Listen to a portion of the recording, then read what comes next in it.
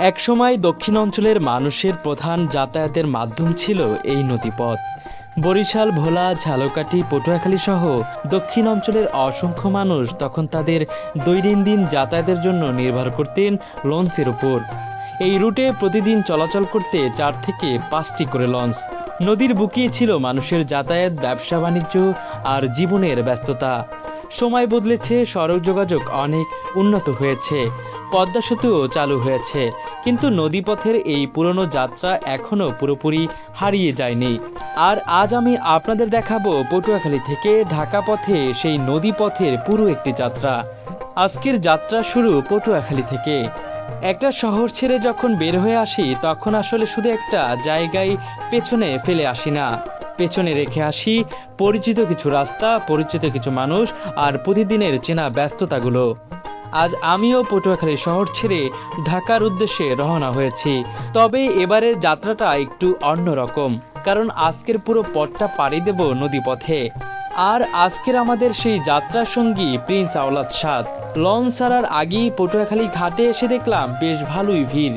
কেউ ঢাকায় যাচ্ছেন কাজের জন্য, কেউ পরিবার নিয়ে, আবার কেউ হয়তো ফিরছেন নিজের জীবনের ব্যস্ততায়।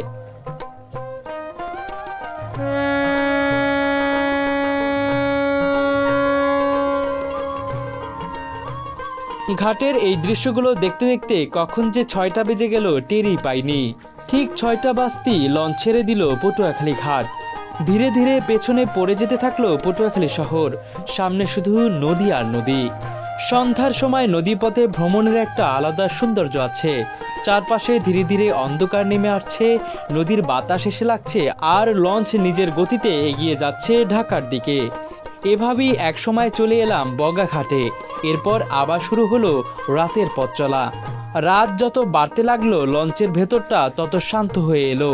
কেউ ঘুমিয়ে পড়ছেন, কেউ গল্প করছেন, আবার কেউ আমার মতো লঞ্চের সামনে দাঁড়িয়ে রাতের নদী দেখছেন।